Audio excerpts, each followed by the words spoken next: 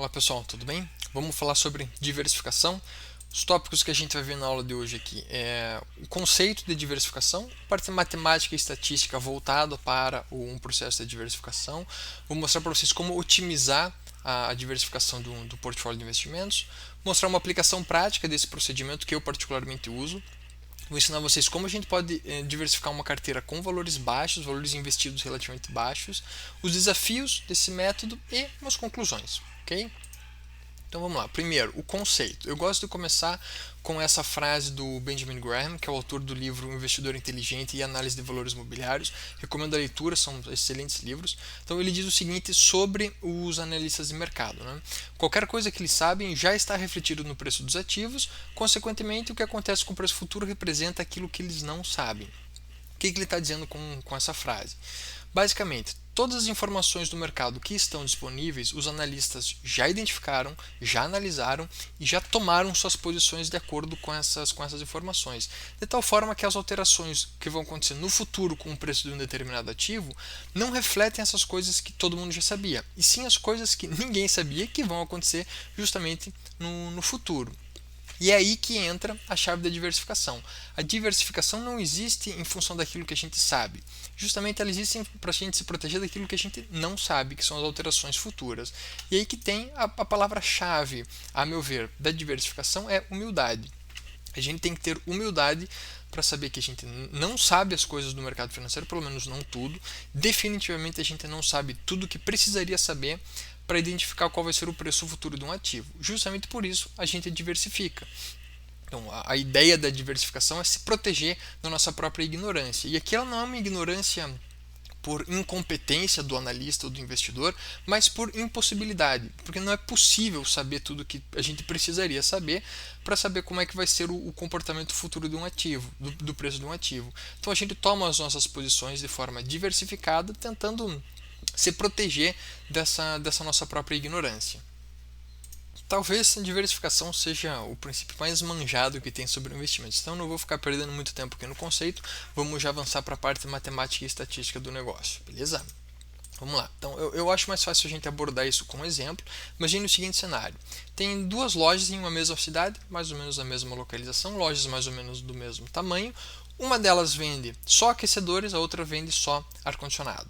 O que vai acontecer com o desempenho dessas lojas em termos de receita? É razoável supor que a loja de ar-condicionado vai ter o seu melhor desempenho no verão, que é onde vai ter a maior demanda, e o seu pior desempenho no inverno, que ninguém vai querer ar-condicionado quando já está frio.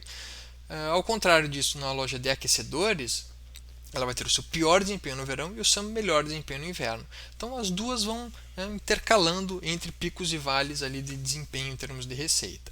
Agora, se coloque na posição do investidor a quem foi dada a possibilidade de investir ou na loja de ar-condicionado ou na loja de aquecedores. Notem que pelo gráfico ele como está mostrando, as duas têm mais ou menos o mesmo crescimento. Então, ela sai do ponto 1 com algumas oscilações. As duas chegam no longo prazo aqui no ponto 2. Então, no longo prazo, as duas têm mais ou menos a mesma taxa de rentabilidade, com oscilações, obviamente, intercalando entre verão e inverno, conforme o produto que a loja está vendendo, mas essas oscilações vão existir, vão ser sazonais, certo? Bom, na posição desse investidor, que pode escolher investir entre uma e outra, ou em outra, basicamente não faz muita diferença investir em A ou B, considerando que ele vai sair do ponto 1 e chegar no ponto 2. Mas, independente da qual ele escolher, ele vai sofrer as oscilações, ou seja, se ele escolher a loja de aquecedores, ele vai ter que se conformar que no verão o desempenho dele vai ser ruim. Se ele escolher a loja de ar-condicionado, ele vai ter que se conformar que no inverno o desempenho dele vai ser ruim. Agora, onde é que entra a diversificação nesse exemplo? Imaginem que, em vez de comprar integralmente a loja de aquecedores ou a loja de ar-condicionado, o investidor coloca metade do seu patrimônio em cada uma, ou seja, ele compra um pedaço da loja de ar-condicionado e um pedaço da loja de aquecedores. O que vai acontecer com o desempenho da carteira dele? Vai acontecer isso aqui, ó. Ele vai sair do mesmo ponto 1, chegar no ponto 2 no longo prazo, só que ele vai fazer isso com zero oscilações. Por quê? Enquanto uma está no seu melhor, a outra vai estar no seu pior, e elas vão ficar intercalando isso, e isso basicamente cancela todas as oscilações, assumindo, né, que elas fossem perfeitamente correlacionadas, etc, etc. Mas no exemplo aqui, em forma mais ilustrativa, dá para a gente assumir isso. Então, ele vai sair do ponto 1, chegar ao ponto 2, eliminando todas as oscilações. Então, olha o que aconteceu. Comprando ou aquecedor, ou loja de aquecedor, ou loja de ar-condicionado, de novo ele sai do 1 e chega no 2, mas com um movimento bem tortuoso aqui. Se ele compra metade em cada uma, ele chega do ponto 1 ao ponto 2, basicamente em uma linha reta, reduzindo, cortando todas as suas oscilações. Por que isso acontece? Qual é a relação agora que isso tem com o mercado financeiro? Aí entra um conceito que a gente chama de correlação, que é um coeficiente, um valor que expressa a interdependência que existe entre o movimento de duas variáveis. Então ele é um valor que varia de menos 1 a 1, passando pelo zero. É um valor, uma correlação de menos 1, que é o exemplo ali da loja de ar-condicionado e aquecedor, mostra que o movimento dessas duas variáveis são completamente opostas entre uma e outra. Um coeficiente de correlação igual a 1 mostraria que eles são idênticos, e um coeficiente de correlação igual a 0 mostra que não existe correlação. Né? Então, é como mostra esse gráfico aqui, um índice de correlação igual a 0, não existe uma explicação entre o comportamento das duas variáveis, eles são completamente aleatórios. O índice de correlação menos 1 é como se eles fossem espelhados, então enquanto um sobe, o outro desce, quando o outro desce, o um sobe, assim eles ficam intercalando. E correlação positiva igual a 1, os movimentos são paralelos aqui, ok? E qual que é a importância do conceito de correlação no risco de um portfólio? Essa é a fórmula que a gente usa para calcular o risco de um portfólio de dois ativos. Então, quais são as variáveis aqui, quais são os números que a gente precisa para poder calcular o risco de uma carteira? Basicamente, a gente precisa do risco de cada um dos ativos que vai compor essa carteira, o risco aqui é medido pela oscilação dos seus retornos, ou seja, quanto mais errático é o desempenho dela, maior vai ser o risco, maior vai ser o desvio padrão. A gente vai precisar da correlação dos ativos, que é o que eu mostrei anteriormente, e o peso de cada um desses ativos na carteira. Por que isso é importante? Note que a correlação ela entra aqui nessa parte da equação, em um produto onde todos os demais fatores aqui são positivos, e com uma soma aqui. Então, lembra lá que a correlação ela pode variar de menos 1 a 1. Então, se a correlação for negativa, né, for abaixo de zero até o menos 1, que é o limite mínimo dela, toda essa parte da equação aqui vai ser negativa. O que isso vai fazer? Vai subtrair risco do seu portfólio. Então, a ideia de uma diversificação otimizada é você colocar no seu portfólio ativos que tenham correlação negativa entre si, porque você vai estar subtraindo risco da sua carteira, do seu portfólio como um todo. Pessoal, não se preocupem, acabou a enrolação por aqui, não vou mais ver conceito, matemática, estatística, nada disso. Vamos para uma parte bem prática que é como que eu expliquei anteriormente, como que a gente consegue otimizar o processo de diversificação de um portfólio. Então, é mais fácil começar a analisar isso com um exemplo. Pense o seguinte, existem duas ações disponíveis para aquisição, ação A e ação B. As duas têm retorno de 10%, mas a ação A tem um risco de 5%, o risco aqui medido pela oscilação, e a ação B um risco de 6%. Só com essas duas informações, alguém que já tem algum conhecimento do mercado pode se sentir muito tentado a colocar todo o seu patrimônio na ação A. Por quê? Para o mesmo risco de 10, para o mesmo retorno de 10, ela tem um risco menor, um risco de 5%, enquanto a B tem risco de 6%. Mas o detalhe é a correlação que está ali embaixo, o outro dado. A correlação entre A e B é menos 0,8. Então, essa correlação vai ter um papel significativo na elaboração de um portfólio com essas duas ações. A gente já vai ver como é que isso fica na prática aqui. Então, imaginem que esse investidor, em vez de comprar 100% da ação A, ele decide diversificar e compra metade do seu portfólio em A e metade em B. Qual que é o retorno que ele vai ter? Galera, é simples. Se as duas estão dando retorno de 10%, se ele coloca metade em cada uma, o retorno continua como 10%. O retorno em um portfólio ele é nada mais nada menos do que a média ponderada do retorno de cada um dos ativos. É no risco que existe a diferença e é aí que entra a correlação. Então, o que vai acontecer com o risco desse portfólio? Vamos lá. Aqui os mesmos dados, então ação A com retorno de 10, risco de 5, etc, etc. O risco dele é 1,8. Olha que curioso. O risco da ação A é 5, risco da ação B é 6. Se eu misturo as duas, o risco do portfólio é 1,8, ou seja, ele é menor do que a metade do risco da ação menos arriscada do portfólio. Por que acontece isso? Por causa da correlação. Então, olha só, você colocar, às vezes, no seu portfólio uma ação, talvez até mais arriscada do que uma ação que você já possui no portfólio, pode reduzir o seu risco consideravelmente se a correlação entre elas for suficientemente baixa, pelo menos negativa.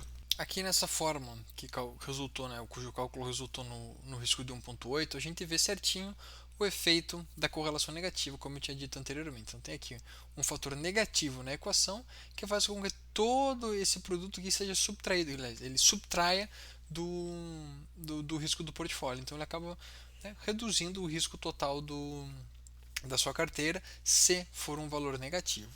Tendo isso em mente, a gente chega na lição mais importante aqui de toda essa aula, de todo o processo de diversificação, que é o benefício máximo da diversificação ele se faz presente quando a correlação dos ativos é o mais próximo de menos 1 possível. Então, idealmente menos 1, não existe no mercado de ativos perfeitamente correlacionados a ponto de ter a correlação de menos 1, mas quanto mais próximo de menos 1 for, melhor vai ser. Ou seja, quanto menor a sua correlação, maior vai ser o benefício da diversificação. Então, quando você for compor o seu portfólio, sempre lembre disso. Busque ativos que tenham uma correlação negativa entre si, para poder reduzir o risco do teu portfólio. Tá bom, aí vocês podem perguntar, beleza, entendi tudo, como é que eu coloco isso tudo em prática? Como é que eu faço isso acontecer de fato no mercado financeiro? Então, é o que a gente vai ver aqui no módulo da aplicaçãozinha prática. O que a gente tem aqui? Uma tabelinha de correlações entre diversos índices do mercado financeiro. Tem aqui Bolsa Nacional e Bolsa Internacional. Eu mapeei todas essas correlações. Se quiser ali, pessoal, eu vou disponibilizar depois da aula o meu contato no Instagram. Então, quem quiser já segue o perfil, manda um direct que eu consigo mandar essa planilha para vocês. Só mandar uma mensagenzinha lá para mim, tá bom? Mas enfim, o que a gente tem aqui? São uma tabela de correlações entre esses diversos índices. Então, como é que ela funciona? Basicamente, você cruza aqui, né, você quer descobrir a correlação entre o Ibovespa com o Ibovespa, obviamente é 1, porque eles são a mesma coisa. Agora, entre o IGCT e o Ibovespa, a correlação é 0,99. Então, notem aqui que existem sim ativos altamente correlacionados entre si, no qual colocar os dois na carteira não seria uma diversificação muito inteligente. E existe, como é o caso, por exemplo, do Ibovespa e o IGCT, ou então países emergentes e países asiáticos, ou SP500 e MSCI Global. Então todos eles têm uma correlação muito alta entre si, 0,99, 93 e 0,99. Também tem aquelas com correlação bem baixa, assim, elas não chegam a ser o menos 0,8 como do exemplo que a gente fez ali, mas são suficientemente baixas para caracterizar uma diversificação inteligente. Então, por exemplo, países asiáticos com Ibovespa ou com índice de governança corporativa, né, o IGCT, próprios países emergentes com índice de governança corporativa, estão todos ali com uma correlação abaixo de 0,4, né, de menos 0,4 no caso. Então, colocar esses ativos na carteira seria uma diversificação inteligente, beleza? Isso tudo essa estratégia, esse método de alocação é o que eu uso no clube de investimentos do qual eu sou gestor, que é o Clube de Investimentos Parzival. A estratégia desse clube é definida com base nessa teoria, vamos dizer assim. Então, o que eu fiz? Eu peguei aquele mapeamento das correlações que eu fiz e bolei a estratégia, colocando, o resultado final é essa alocação aqui, esse percentual em cada um dos ativos, visando colocar dentro de uma determinada faixa de rentabilidade o menor risco possível em termos de oscilação. Os estudos que eu fiz indicaram essa distribuição, que é o que eu uso. Se vocês notarem, somar todas elas aqui ainda não dá 100%, porque eu tenho 5% de alocação que eu deixo em renda fixa para pagar as taxas ali do clube, eventuais resgates, etc. e tal. Mas o coração de toda a estratégia é essa distribuição aqui, que é toda calculada com base nas correlações que a gente viu anteriormente. Beleza? Isso aqui é uma retroanálise que mostra o resultado de R$ 1 investido no Ibovespa, no CDI e na estratégia do Clube Parsifal. Então, olha só, o Clube Parsifal seria essa azulzinha daqui, o Ibovespa essa, cara, não sei se isso aqui é laranja ou vermelho, enfim, e o CDI é essa linha cinza. Notem o seguinte, existe sim o que a gente chama de alfa, né, uma rentabilidade maior ali da estratégia do Clube de Investimentos, só que não é ainda assim o principal foco dela. O foco é reduzir a volatilidade. E isso ela consegue também. Ou seja, ela tem duas vantagens em cima do Ibovespa, que é reduzir a volatilidade e ainda assim ter uma rentabilidade um pouco maior. Traduzindo esse gráfico aqui em números, a gente vê o seguinte. A média do retorno de Ibovespa é em torno de 1,15% ao mês. De novo, é uma retroanálise. Estou pegando os valores lá de 2014 e projetando para agora, né? Supondo que eu tivesse montado essa estratégia lá em 2014, que não é verdade. Eu fiz ela em 2022. Foi mais ou menos em junho quando eu coloquei o clube em operação. Mas enfim, supondo, né, que a gente tivesse feito ele lá em 2014 seguindo exatamente a mesma estratégia. Então, nesse período, o retorno do Ibovespa ao mês seria em torno de 1,15%, contra um risco de 6,86%. E da estratégia do Clube Parsifal, a média do retorno é de 1,31%, ou seja, note que ele é um pouquinho maior, e o risco é 4,21%, ou seja, também o risco é um pouco menor. Então você ganha em duas frentes, tem uma rentabilidade maior com um risco menor, tudo isso porque a gente opera ah, ativos com uma correlação negativa ou menor correlação possível entre si. Como é que se calcula a correlação? Todas aquelas que eu apresentei fui eu mesmo que calculei. Não é nada difícil, você só precisa juntar os dados de retorno de cada um dos ativos ou das carteiras que você quer calcular, ou a correlação e tal. Lista as duas ali no arquivo do Excel básico, coloca igual, usa a fórmula, igual Correl, abre parênteses, seleciona os dois, dá um Enter, ele já vai mostrar para você qual que é a correlação. Então é muito simples de calcular. Então, digamos que você quer calcular a correlação entre duas ações, você só vai listar mês a mês ali qual que foi a rentabilidade das duas, né? Você usa no Excel função correlação, seleciona, Enter, já vai aparecer a correlação. É bem fácil de calcular, não tem sem crise nesse ponto. E se eu tiver poucos valores para investir, um valor pequeno, como é que eu consigo fazer para diversificar meu portfólio? É uma dúvida que eu recebo com certa frequência e é sim um desafio fazer isso. Quanto maior o teu volume financeiro, mais fácil é de você diversificar o seu portfólio. Mas vamos lá, partindo do pressuposto que eu tenho pouco recurso, como é que eu posso fazer? Tem duas alternativas basicamente. É você operar por fundos de investimento, que você consegue comprar uma cota de um fundo que vai juntar o recurso de outros cotistas para aí sim ter um montante significativo suficiente para você poder, para o gestor no caso, poder diversificar. Só que aí você não vai ter muito controle sobre a estratégia. Você vai basicamente entregar o seu recurso para o gestor, ele vai fazer a gestão do seu patrimônio, do seu recurso, da forma como ele acha que deve. Você pode, obviamente, escolher dentre os fundos de investimento aquele cuja estratégia está mais adequada com seus objetivos, mas não é você quem vai fazer essa gestão. Você vai terceirizar isso para um gestor e vai pagar por isso. Mas vamos lá, é um jeito de você diversificar. Vamos dizer que você tem R$ 1.000 para investir, que em termos de mercado financeiro dá para investir, mas é um valor relativamente baixo. Você não conseguiria comprar muita exposição a muitos ativos, uma quantia de R$ 1.000. Mas comprando uma cota de um fundo de investimento você consegue. Você vai ser dono de uma cota que vai representar uma carteira assim muito bem diversificada. Então dá para fazer isso com fundos de investimento. Outra alternativa são os ETFs, que também são fundos de investimento, mas eles são fundos de índice, ou seja, eles vão replicar só um índice como, por exemplo, o Ibovespa ou o SP500, que é, de novo, o que eu compro lá para fazer a estratégia do Clube Parsifal. Então, com os ETFs você consegue diversificar muito bem, e aí com valores relativamente baixos, só que você vai ter que ter uma gestão talvez um pouco mais ativa, pelo menos uma posição mais ativa em relação ao seu portfólio. Não é só jogar nas costas do gestor e deixar o cara trabalhar para você. Se você vai optar por diversificar com ETFs, vai precisar de um pouquinho mais de ação da sua parte. Então, como que funcionaria uma estratégia de ETFs, por exemplo? Então, esses aqui são os ETFs que representam, que eles imitam os índices que a gente estudou ali onde eu mostrei para vocês a tabelinha de correlação, que são os ETFs que estão fazendo parte da carteira do Parsifal. E esses aqui são os valores deles. Então, olha só, com um valor relativamente baixo, por exemplo, sei lá, R$ 60, você consegue comprar uma cota do Gov11, que é o Índice de Governança Corporativa, e uma cota do ACWI11, que é o MSCI Global. Então, você estaria exposto ao mercado nacional, empresas de governança corporativa com o Gov11, e ao mercado global com o ACWI. Isso tudo com R$ 60.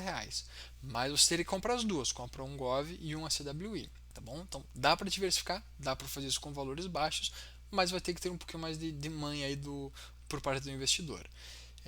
Com esses ETFs aqui, para você copiar a estratégia do Clube Parcial, você vai precisar de mais ou menos R$ 800 assumindo esses valores aí da cota. Eles mudam todo dia.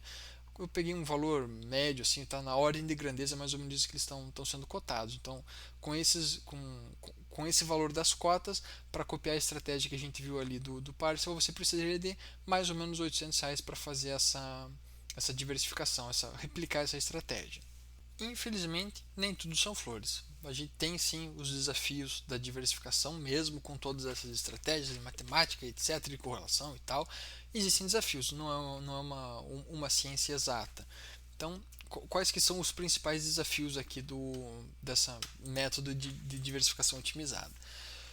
O professor Jeremy Siegel publicou um livro muito bom, recomendo a leitura também, chama Stocks for the Long Run, ou investindo em ações de longo prazo, se eu não me engano essa é a tradução. Nesse livro ele publicou esse gráfico de um estudo que ele fez, mapeando a correlação de diversos ativos ou diversas classes de ativos com o S&P 500. Então, esse aqui é o resultado, olha só, como as correlações variam com o tempo, inclusive variando aqui de correlações positivas, com aqui batendo um alto aqui, ó, pessoal, quase 0,6 até um mínimo de menos, talvez 0,5 aqui, que esse ativo daqui. Então são os títulos do Tesouro norte-americano com prazo de vencimento de 10 anos. Então a correlação variou, ela não é algo estático. Se você traça toda a sua estratégia com base só na correlação, com base num número que você cuspiu ali do Excel, colocando os dados, calculando a correlação e investindo, você pode ter problemas, porque essa correlação pode mudar ao longo do tempo. Então esse é o principal desafio no caso dessa estratégia que eu apresentei para vocês. Se vocês calcularem a correlação entre o Ibovespa e o dólar, vocês vão chegar a um resultado negativo. E existe uma razão para isso, não é só um valor aleatório. Se vocês pensarem assim, o preço do dólar ele é definido pela oferta e demanda. Se tem muita gente querendo comprar, o preço dele vai subir. Se tem muita gente querendo vender, o preço dele vai cair. E qual que é a relação que isso tem com o Ibovespa, com a Bolsa Nacional? Se a bolsa está subindo, tem boas perspectivas de subir, tem gente de fora no mercado exterior querendo comprar a Bolsa Nacional. E eles fazem isso em dólar, então eles estão injetando dólares no Brasil. O que acontece quando você aumenta a oferta de um determinado bem? Você reduz o preço dele. Então, quando a bolsa sobe, o pessoal do mercado externo compra em dólares, eles trazem dólares para dentro do Brasil, consequentemente o preço do dólar vai subir. Então, quando a bolsa sobe, o dólar cai. Tá aí uma explicação para a correlação negativa. E o inverso também é verdadeiro. Quando a bolsa está caindo, é porque tem gente vendendo. As pessoas que estão vendendo, boa parte delas é do mercado exterior, então eles estão tirando dólares do Brasil, eles estão vendendo a bolsa, vendendo os ativos dele na Bolsa Nacional e puxando para o país deles, o pessoal do mercado exterior. Então eles fazem isso tirando dólares do Brasil. O que faz quando você tira dólares daqui? Você aumenta o preço. Então quando a bolsa daqui cai, o dólar sobe. Tá aí a correlação negativa que existe entre o Ibovespa e o câmbio, ativos em câmbio, que é basicamente o dólar. Isso mostra já uma dica para vocês.